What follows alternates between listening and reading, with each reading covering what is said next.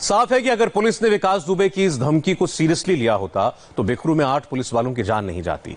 हालांकि कानपुर वाले विकास दुबे का भी एनकाउंटर हो गया, लेकिन माफियाओं के खिलाफ योगी सरकार की पुलिस का ऑपरेशन नॉनस्टॉप जारी है। पुलिस ने अब जय वाजपेयी नाम के क्रिमिनल को अपने रडार पर लिया है।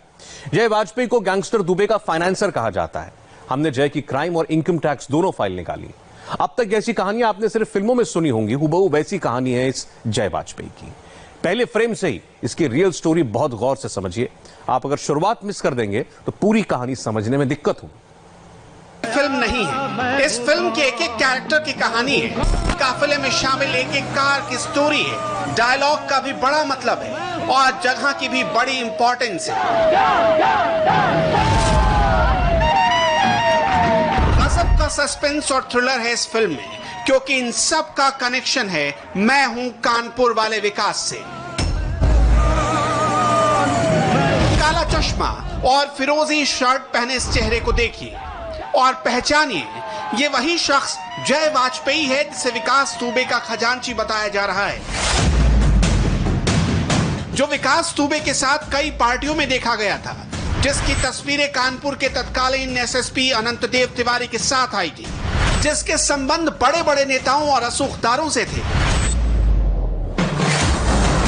जिसकी खबरें अखबारों की हेडलाइन बन गई थी। कितना भी बड़ा टशन हो, कितना भी बड़ा रुतबा हो, लेकिन जब कानून का फंदा कसता है तो सारी हनक और हेकड़ी निकल जाती है। 11,80,000 रुपए का लेन देन था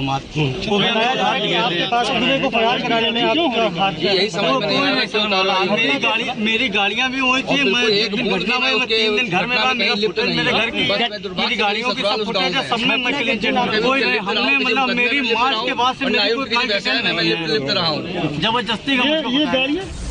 आखिर जय वाजपेयी ने कैसे विकास की अपराध की लंका को सोने की लंका बना दिया, उसकी पूरी टाइमलाइन पुलिस ने निकाल ली है। इंडिया टीवी को भी जय वाजपेयी के क्राइम अकाउंट का पूरा ट्रांजैक्शन का पता चला है। ये सुनकर हैरान हो जाएंगे कि 7-8 साल पहले एक प्रिंटिंग प्रेस में काम करने वाला और भाई की पान दुकान में हाथ बटाने वाला जय वाजपेयी करोड़ों का मालिक बन बैठा। तो उसकी वजह क्या है, ये सुनिए। जय का काम था विकास दुबे के काले धंधे को देखना, काली कमाई को इधर से उधर करना, विकास के पैसों को सूद पर लगाना, अवैध जमीनों को कैसे सुरक्षित रखना, विकास के गुर्गों को बचाने की जिम्मेदारी। हालत ये हो गई कि कानपुर के कारोबारियों में विकास दुबे और जय वाजपेयी का खौफ साफ दिखाई देने लगा। विकास दुबे जमीनों पर कब्जा करता, रंगदारी वसूलता और जय वाजपेयी इन पैसों से प्रॉफिट वसूलने का फॉर्मूला निकालता। मतलब विकास दुबे अपने क्राइम बिजनेस से जो कमाता वो बैंक ऑफ जय वाजपेयी में रकम सुरक्षित हो जाती थी। जय वाजपेयी कैसे विकास दुबे के काले धंधों और काले पैसों का सेफ पैसेज तैयार करता था वो भी सुन लीजिए। इसने सबसे पहले सूद के धंधे को बड़े विस्तार में फैलाना शुरू किया। जय विकास का पैसा उधार लेता 2% ब्याज पर, फिर मार्केट में उसे 5% ब्याज पर उधार चलाता। इस तरह विकास को अपने पैसे पर जय से 2% ब्याज मिल जाता और जय विकास के पैसों से खुद 3% ब्याज कमा लेता।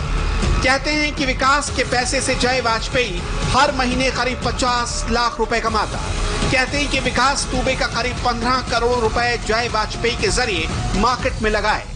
जय वाजपेयी ने विकास दुबे को समझाया कि सूद की कमाई सबसे मुफीद धंधा है। आपके डर से कोई सूद मार नहीं पाएगा, शुद्ध प्रॉफिट ही प्रॉफिट। नतीजा ये हुआ कि जय वाजपेयी के कहने पर विकास दुबे ने करीब 15 करोड़ रुपए सूद के धंधे में लगा दिए। गैंगस्टर विकास दुबे लोगों की हत्या कर भू माफिया बन चुका था, लेकिन उन जमीनों को वैध बनाना बहुत बड़ी पहेली थी। ऐसे समझ लीजिए, विकास दुबे का दिमाग जहां काम करना बंद करता था, वहां जय वाजपेयी का दिमाग चलने लगता था। और उसने कैसे विकास दुबे की अवैध जमीनों के कारोबार को संभाला, उसकी भी डिटेल जान लीजिए। जो भी विवादित जमीन या घर होते, विकास दुबे जय के साथ मिलकर उन्हें औने पौने दाम में खरीद लेता। जैसे 1.5 करोड़ का बंगला है, उसे 15 लाख में खरीदा, फिर विकास के गुर्गों ने बंगले पर कब्जा कर 1.5 करोड़ में बेच दिया।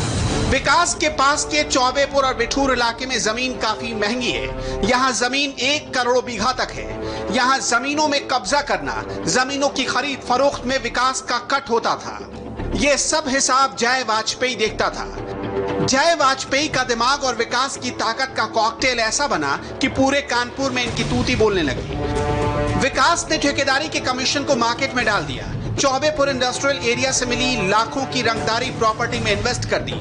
जय वाजपेयी के जरिए कानपुर की प्रॉपर्टीज में विकास का पैसा लगा। सच तो ये है कि विकास दुबे की करोड़ों की बेनामी प्रॉपर्टी है और जय वाजपेयी को विकास के एक एक राज का पता है। पुलिस अब सब बेनामी संपत्तियों का पता लगा रही है, जिसके बाद कानूनी कार्रवाई की जाएगी।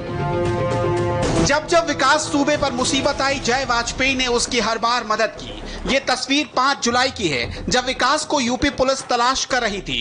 कानपुर के काकादेव थाने के विजयनगर इलाके में 5 जुलाई को 3 बिना नंबर की गाड़ियां बरामद हुई थी।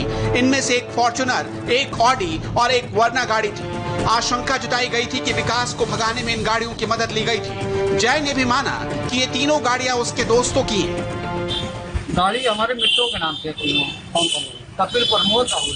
प्रमोद कौन है? प्रमोद मित्र हमारे। वो पुलिस का भी है। अब सर मित्र हमारे। दूसरों के नाम से गाड़ियाँ क्यों लेते हैं? सर हमारा उनसे लेन देन रहता है, मतलब फैमिली नहीं बताएगा क्या लेन देन है क्या नहीं है। मतलब ध्यान दीजिएगा, वही गाड़ियां इस वीडियो में भी है। वही गाड़ियां विकास दुबे के भागने में मदद करती हैं। मतलब रुतबे और असूख में कोई कमी नहीं थी, जिसकी सबसे बड़ी वजह थी विकास दुबे की सरपरस्ती।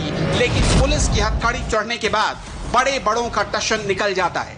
जय वाजपेयी को इसका एहसास हो चुका है। आगे सुनेंगे तो और भी हैरान हो जाएंगे कि 4000 की नौकरी करने वाला कितनी बड़ी संपत्ति का मालिक होगा। अब जरा उस बही खाते को भी देख लीजिए। 2017 में जय वाजपेयी के खिलाफ कानपुर के कमिश्नर को एक शिकायत मिली थी, जिस पर उस वक्त के डीएम ने जांच बिठाई थी, जिसमें पता चला था कि जय वाजपेयी के कानपुर के सबसे पॉश माने जाने वाले ब्रह्मनगर इलाके में 20 करोड़ रुपए के 6 फ्लैट्स हैं। इसके अलावा कानपुर के पन के इलाके में 2 करोड़ का फ्लैट है। ब्रह्मनगर में एक फ्लैट 5 करोड़ की कीमत का है। इसी इलाके में जय वाजपेयी का एक फ्लैट 2 करोड़ रुपए का है। ब्रह्मनगर में एक फ्लैट 3 करोड़ का है। इसके अलावा ब्रह्मनगर में जय वाजपेयी का एक फ्लैट 2 करोड़ और एक 3 करोड़ का है। इसके अलावा कहा जाता है कि जय वाजपेयी का कानपुर के हर्षनगर इलाके में भी फ्लैट है। पनकी में 8 और फ्लैट्स बताए जाते हैं। दुबई में भी फ्लैट है।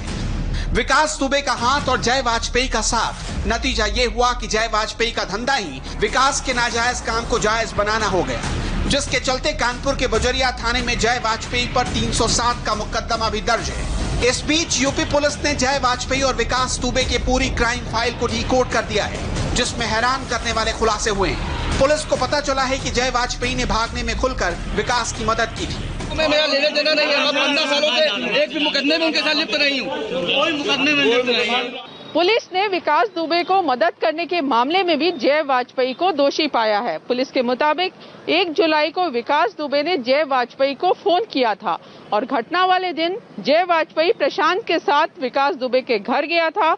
उसे 2 लाख रुपए और 25 कारतूस दिए थे। उसके बाद 4 जुलाई को जय वाजपेयी ने अपनी 3 लग्जरी गाड़ी जो बिना नंबर प्लेट की थी, उनसे विकास के गुर्गों को भगाने की कोशिश की थी, लेकिन पुलिस मुस्तैद थी, जिसकी वजह से वो ये काम नहीं कर पाया। अब जय वाजपेयी पुलिस के शिकंजे में आया है। उम्मीद यही है कि अब विकास के कई और राज खुलेंगे। रुचि कुमार, इंडिया टीवी। पुलिस अब इस जय वाजपेयी से विकास के सारे राज उगलवा रही है। इस पर जो भी नया अपडेट मिलेगा वो हम आपके साथ शेयर करेंगे। वहीं गैंगस्टर विकास दुबे का एक नया वीडियो भी आया है। इस वीडियो में आपको विकास दुबे की हनक साफ दिखाई देगी।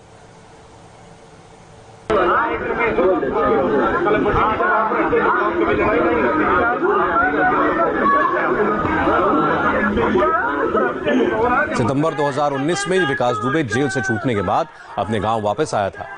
एक गैंगस्टर के जेल से छूटने पर चौबेपुर में बाकायदा जश्न मना, नारेबाजी हुई।